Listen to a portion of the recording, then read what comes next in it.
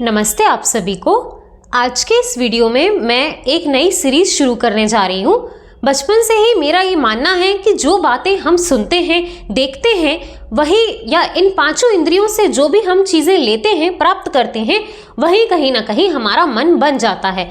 मैं अच्छी बातें रोज़ पढ़ती और सुनती हूँ। ये बातें मुझे बहुत स्ट्रांगली तो नहीं पता थी, लेकिन धीरे धीरे मुझे ये चीज़ समझ में आई कि क्योंकि मैं अच्छी बातें सुनती हूँ और रोज़ पढ़ती हूँ, तो कहीं ना कहीं इसका पूरा असर मेरे अवचेतन मन पर भी पड़ा है।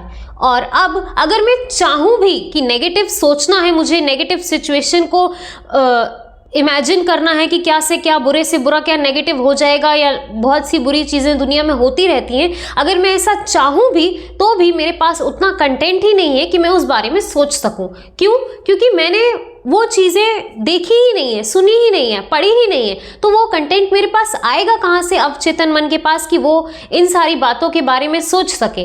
तो और इसके बदले में मैंने केवल अच्छी बातें सुनी हैं, प्रभु की कथा में मन लगाया है और उनकी लीला के बारे में सुना और पढ़ा है। तो जब भी बातों में भी कुछ बात आती है तो यही चीज़ें याद आती हैं।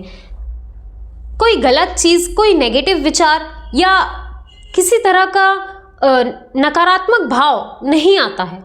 ये चीज़ मैं बहुत ही दृढ़ विश्वास के साथ आपको कह सकती हूँ। ये मेरा अपना पर्सनल एक्सपीरियंस है। थोड़ा समय इसमें ज़रूर लगेगा। सबसे पहले तो आपको उन सभी टॉक्सिक लोगों को, और मैं टॉक्सिक लोग बहुत ही ज़्यादा जिम्मेदारी के साथ कह रही हूँ दोस्तों, क्योंकि मैंने खुद टॉक्सिक लोगों को, चाहे वो कितने भी आपके करीबी से करीबी लोग हों, अगर वो आपके साथ गलत तरह से नकारात्मक नेगेटिव भाव से बात करते हैं, दुनिया के सारे दुखों को लेकर आप पे चर्चा करते हैं, तो बिल्कुल भी आप उनसे कट ऑफ हो जाइए, क्योंकि ये चीज़ें आप पर असर डालेंगी और आपके अवचेतन मन को केवल और केवल आप ही संभाल सकते हैं। कोई दूसरा व्यक्ति आकर आपको नहीं बता सकता कि आपको क्या सोचना है या क्या नहीं सोचना है। तो इसके लिए बहुत ज़्यादा ज़रूरी है कि आप ऐसे लोगों से, आप ऐसी बातों से पूरी तरीके से कट हो जाइए। जब वहाँ से आपको कंटेंट नहीं मिलेगा आपके सबकॉन्शियस माइंड को, तो अपने आप वो उस तरह की बातें सोचना और उनमें विचार करना बंद कर देगा। और उसके बिल्कुल विपरीत आप अच्छी बातें, जो अच्छी चीज़ें हैं, उनके बारे में सोचना, पढ़ना और सुनना शुरू कर दीजिए। उसके पास केवल और केवल एक ही रास्ता बचेगा कि वो सकारात्मक और सद्भाव वाली चीज़ों को ही याद रखेगा। तो मैं रोज़ अच्छी बातें पढ़ती हूँ, इसीलिए रोज़ अब से अच्छी बातें आपके साथ भी ज़रूर शेयर करूँगी। तो आज के इस वीडियो में मैं एक छोटी सी कहानी आप लोगों के साथ शेयर करती हूँ, जो मैंने आज पढ़ी है। इस कहानी का शीर्षक है हमेशा सोच समझकर काम करें, क्योंकि कर्म किसी को नहीं बख्शता। आज की ये छोटी सी कहानी महाभारत के एक प्रसंग से है, जहां अर्जुन और कर्ण का निर्णायक युद्ध हो रहा होता है और कर्ण का पहिया जमीन में फंस जाता है। जब कर्ण के रथ का पहिया जमीन में फंस गया तो वो रथ से उतरकर उसे ठीक करने लगा। वह उस समय बिना हथियार के था। भगवान श्री कृष्ण ने तुरंत अर्जुन को बाण से कर्ण का वध करने का आदेश दिया। अर्जुन ने भगवान के आदेश को मान लिया और कर्ण को निशाना बनाया और एक बाण चलाया, जो कर्ण को बुरी तरह चुभता हुआ निकल गया और कर्ण जमीन पर गिर पड़ा। कर्ण, जो कि अपनी मृत्यु से पहले जमीन पर गिर गया था, उसने भगवान श्री कृष्ण से पूछा, हे प्रभु, क्या आप सच में भगवान हैं? क्या आप दयालु हैं? क्या आपका यह न्याय संगत निर्णय था?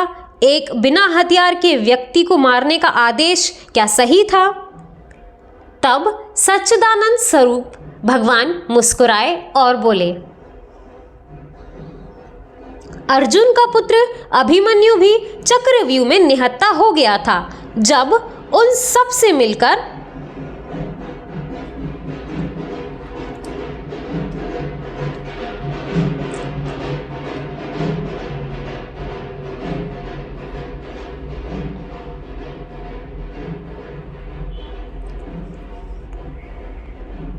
दोस्तों, कई बार बाहर से जो डिस्ट्रैक्शन आता है, अगर आप उसको रोक नहीं सकते तो उसे एंजॉय करने लगिए।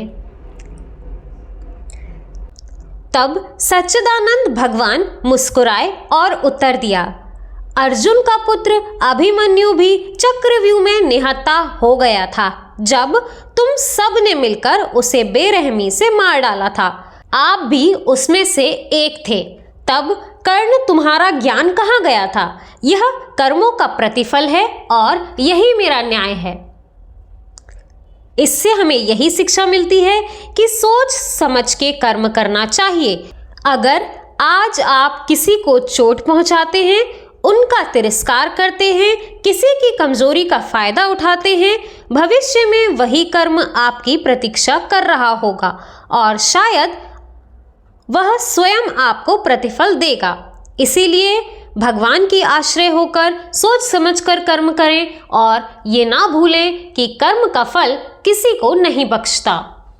तो दोस्तों, आज की इस छोटे से प्रसंग में हमने सीखा कि हमें सही कर्म करना क्यों जरूरी है। भगवान ने जब सूर्यपुत्र कर्ण खुद कुंती के पुत्र थे, उसके बाद भी भगवान ने उन्हें उनके कर्मों का फल उसी जन्म में सूद समेत दिया है। इसीलिए ये जरूरी है कि हम ऐसा कोई भी काम आज ना करें कि कल जब हमें उसका फल भुगतना पड़े तो हमसे सहा ही ना जाए।